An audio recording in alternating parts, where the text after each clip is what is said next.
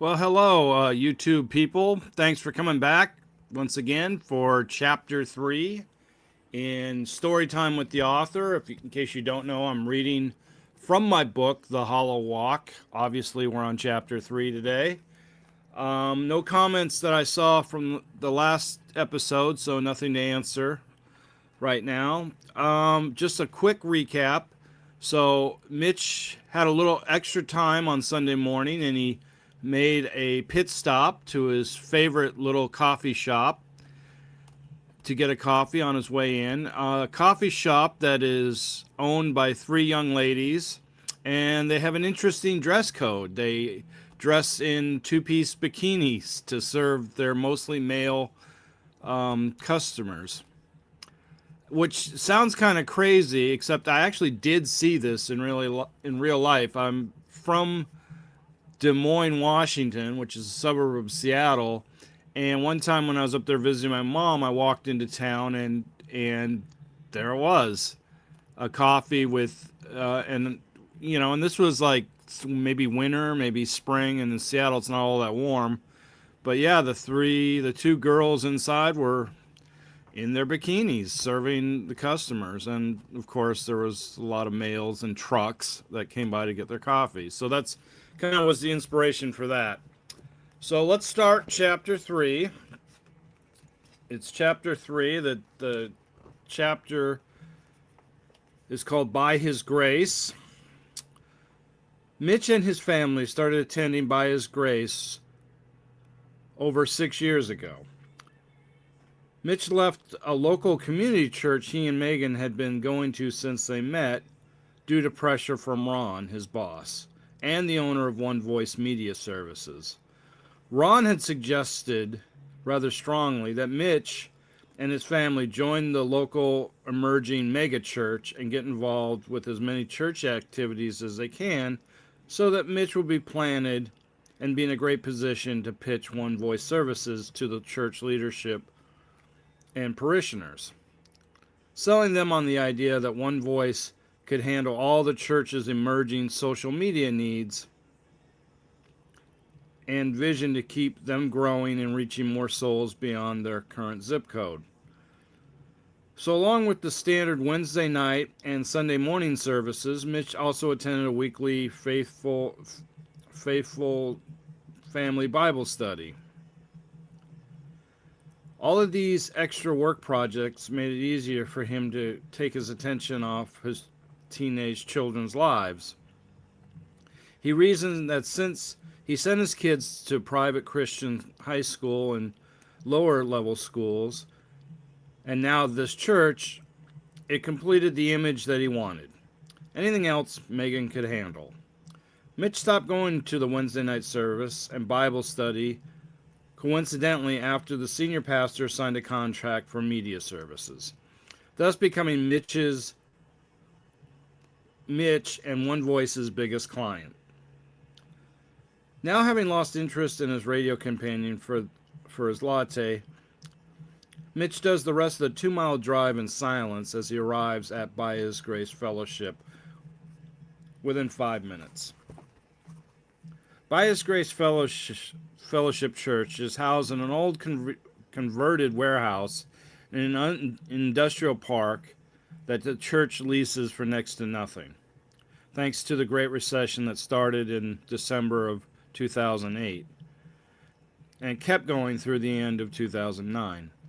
Even though national politicians successfully declare that they've ended the recession, the industrial park still is pretty vacant, a constant reminder that parts of the economy or industrial businesses have never returned. In its place are hordes of homeless people and families that have taken over the skeletal remains of the once thriving business park. The city doesn't offer much in the way of assistance for them due to a really tight budget concerns. So instead of any assistance, the local government and police just kind of turn their heads and let them stay in the vacant buildings. The empty warehouse, number 217, in the corner of the park, has been converted nicely into an emerging local megachurch that comes with plenty of available parking. Mitch doesn't really enjoy the church life any longer. He'd rather attend online.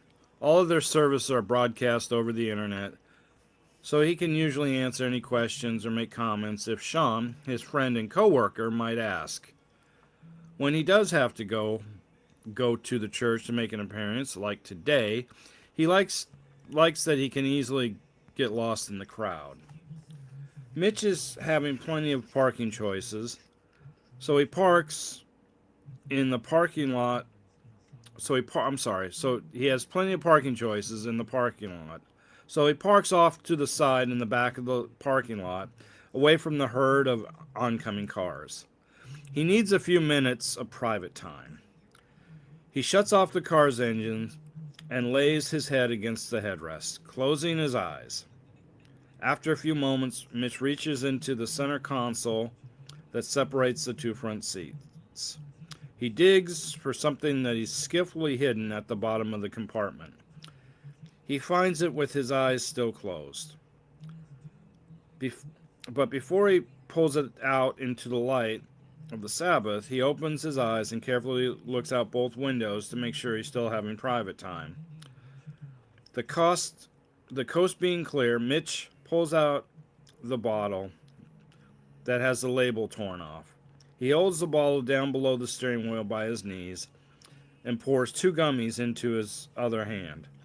Then, in one fluid motion, Mitch pops the 2 gummies into his mouth, closes the bottle, and puts it back into its hiding spot, the bottom of the console. Completing the maneuver, he takes a long drink of the now cold coffee. He's done this so many times, it's just like a reflex motion, and has long since moved past any trace or inkling of conviction. It started as an experimentation in high school, but didn't end when he graduated from the Christian high school.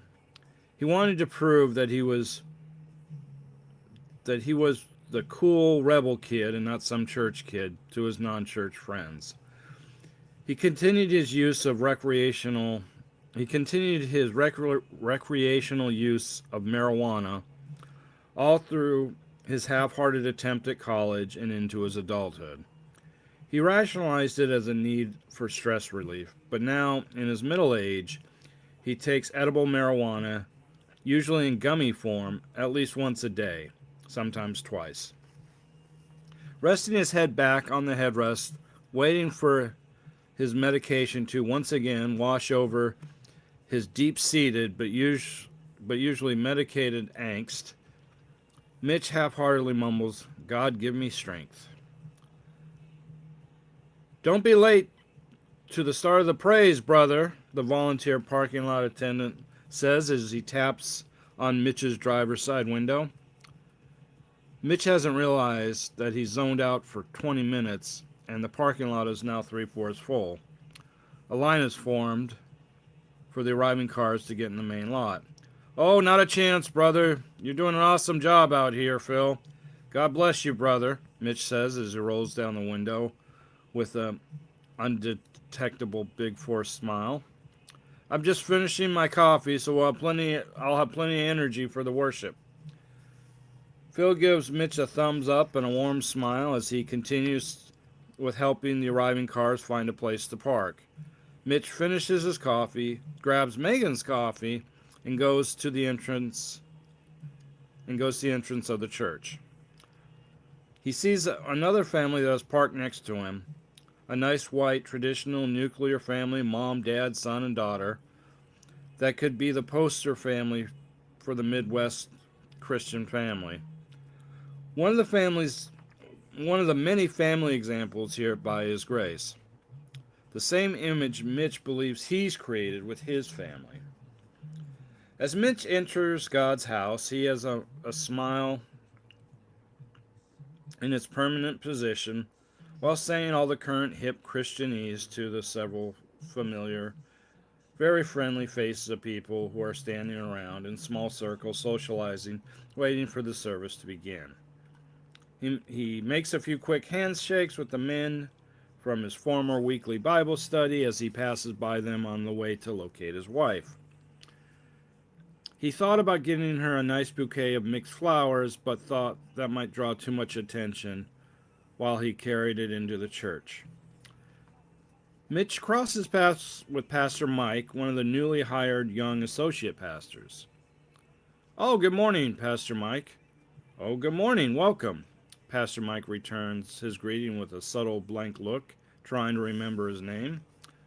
Mitch quickly helps him out. Mitch Wagner, I do your social media platforms for One Voice. And I want to tell you how excited we are for all the souls that you're reaching. Pastor Mike's smile fades and replies with an enthusiastic, "Oh." Breaking the awkwardness, Mitch continues with, "My wife Megan is doing worship this morning. Today's her first service." "Oh yes, Megan Wagner. We are really happy to have her. I'm sure it will help usher in the presence of God this morning." "Well, I sure hope so, Pastor. She's been really working hard on all the songs. She believes the singing thing could be her calling." "Well, Mitch, I can tell you that the pastoral staff has been hearing good things about her from Paul, and we're expecting great things to come from the team Paul's put together."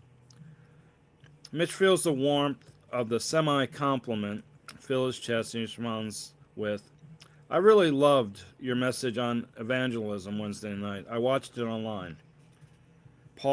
Pastor Mike quickly corrects him. "You mean servanthood." The topic was on servanthood evangelism, and that was 2 weeks ago. If you didn't take notes, my outline is on sale in the bookstore. Slightly embarrassed, Mitch responds, "That's what I meant. Do you know where I can find Megan? I want to wish her luck and give her a coffee before service." "I think the worship team is in the green room." "The green room?" Mitch is unfamiliar with the term. "I believe that's what musicians refer to it as. Paul had us convert a storeroom by the stage into a green room. It's a room for the musicians to assemble before they start service. But you better hurry if you want to catch her. Service is about to start." Mitch politely smiles and nods, then goes off in that direction. In the green room, the worship team is assembled in a circle, holding hands, is in the middle of a pre-service prayer as Mitch approaches and stands in the doorway with the latte, waiting for them to finish. Megan, Paul, and all the worshipers and musicians end the prayer with an enthusiastic amen. Then the circle breaks up and they start going towards the stage. Mitch approaches his wife, offering a now almost cold latte. "Hey, I got you a fancy coffee." Megan takes a paper cup and notices it's not from a name brand coffee place and notices the temperature of the outside of the cup. Not hiding her annoyance that he can't even bring her a warm coffee, she passes off with a sour frown, handing it back to him. "Oh, you have it. I'm too nervous for caffeine." Paul says he feels that the Lord is really going to move through worship today. "Don't worry, honey. You're going to be great." "Are the kids in the sanctuary?" Megan interrupts, pushing past her husband's weak attempt at encouragement. "I had 3 seats saved for everyone." I'm not sure where they are. They weren't at the house this morning. I drove by myself. I thought they came with you." Out of the corner of her eye, Megan sees Paul impatiently signal for her to join the team on stage. Megan tries to walk away to join Paul, but Mitch steps in front of her to delay her for another moment. "So where are the kids?" Mitch's tone of voice rising. "You better not have let Austin spend the night at one of his friends' houses." Mitch's voice takes on a more accusing tone. Megan counters Mitch's tone with a warning. "Not now, Mitch. Chill out. Austin was in the bathroom this morning, and you know Haley's doing her own thing. Just text them and figure it out. They both know I want them here, so I'm sure they're around."